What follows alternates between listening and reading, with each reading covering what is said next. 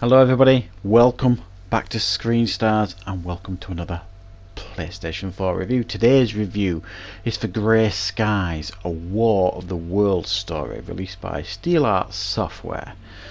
Now, this is a game I didn't know anything about. It's a game I'd not heard of at all. However, when I saw it was released in the PlayStation 4, I immediately had a sense of excitement to play this game. The reason being is I'm a huge sci-fi fan, and I'm a huge fan in particular of War of the Worlds, the classic science fiction story. So any game that is based on that, I'm up for that. I really am. And I don't think there's been hardly any War of the Worlds games over the years. I seem to remember one back in the day, maybe PlayStation 1. I think it was kind of a strategy game, if I remember rightly. However, it's priced at $11.99 in the UK in the PlayStation Store.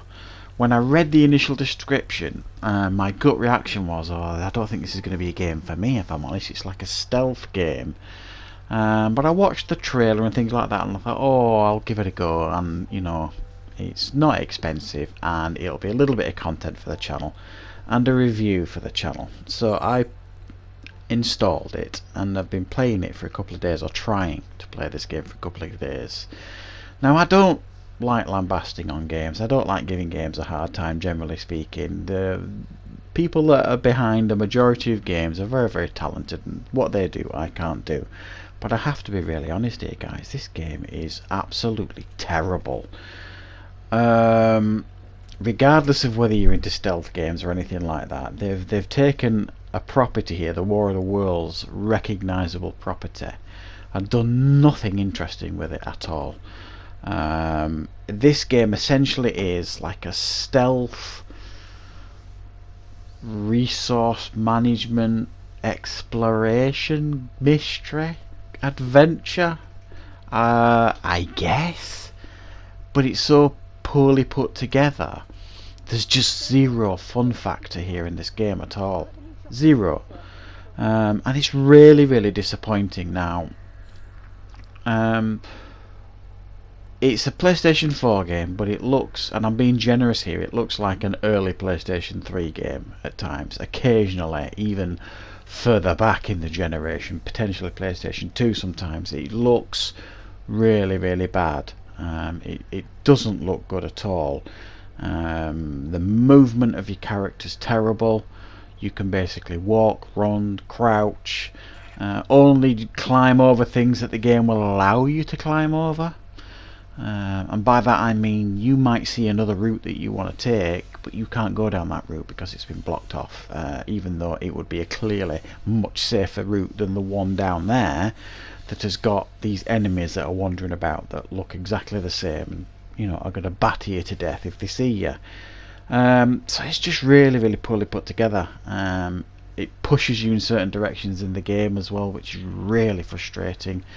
Early on in the game you cannot progress until you pick up, essentially it's resources, but it's like this red weed extract or something from the aliens, and you pick it up, and then that's how you upgrade your abilities to craft and things like that. And early on you need to craft like a water flask to throw at a generator. So you have to find all the red wheat extract on that section of the map, and it's pitch black, you can't see anything, and you're just wandering around aimlessly for what seems like hours trying to find them just so you can progress. That's not how you design your game, guys. It really isn't. Progression needs to be fun. You need to feel like you've achieved something when you progress, and you don't here. Really sluggish, slow movement of the character. When you do find an enemy, there's a couple of different varieties. None of them are particularly interesting, and they all look the same. There's enemies with like baseball caps and things to batter you with. They look the same. There's other electrical ones that that can't see if you keep still, but if you move they'll charge after you and give you a good old battering with their electricity. But you can figure out a way around them, and the reason being is the AI is absolutely shockingly bad. For example, on a fairly early level, I got seen by one of the baddies. All I did was hide in a bus stop and he couldn't find me. So that's a level of intelligence we're talking about here with the enemies in this game. It's pretty pretentious as well, I think, this game. And there's an early section where you're in a plane crash. I mean, the way it sets up the story is bizarre. You don't see any aliens. You get the initial introduction, you get a bit excited because it does like the War of the Worlds speech at the beginning. Then you see a plane crash, and your character, this female character, whose name I even forget now, is in this plane crash and survives miraculously. No one else seems to. And then it jumps forward to some strange thing, and then you go back to this plane crash, and for literally 10 minutes you're walking slowly through the flames with this pretentious music playing in your ears, and that's it. And then it does it again later once you lock a car and you're driving off into the distance. Again, you're doing this long drive for no reason with this pretentious music playing in your ears.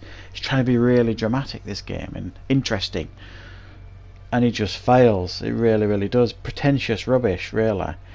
You struggle to walk upstairs sometimes, and downstairs, and through doors. It sticks.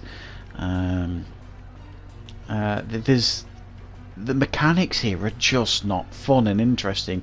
All you've got at your disposal against the enemies, for the most part, is distraction, and you can craft certain things that will electrocute them and things like that, I suppose. But it's just, and there's other sections as well. There was a section where I was sneaking through these enemies, and I heard this, hey you, there's a guy calling for you to come and join him. But while he's calling you, and there's like 3 or 4 of these mind controlled things, I suppose, that are wandering about. They don't see him, and they don't attack him. In fact, one of them even walked through him. You can see it here, and he's calling you. So all you have to do is get up and run to him, and it will immediately clip into the next scene. It just really poor stuff all the way along. Are there any positives here? Very, very few. Occasionally it can be reasonably atmospheric. The music is decent enough, even though you don't get the classics War of the Worlds theme. But to be honest, that's about it. I've not enjoyed my time in this game. I haven't completed it. I can't bring myself to get through some of these levels because they're so poorly conceived and designed and put together that you just can't bring yourself to do it. So there's not a very much here to recommend with this game. I really I'm struggling to give you any real positives here. It's not a well put together game. I'm gonna have to give it a 3 out of 10, and it's a game that I suggest you avoid, guys, unfortunately. So that is my review for Grey Skies, a War of the Worlds story. I hope you liked it. Thank you very much for watching. I'll be back with more content on Screen Stars very, very soon.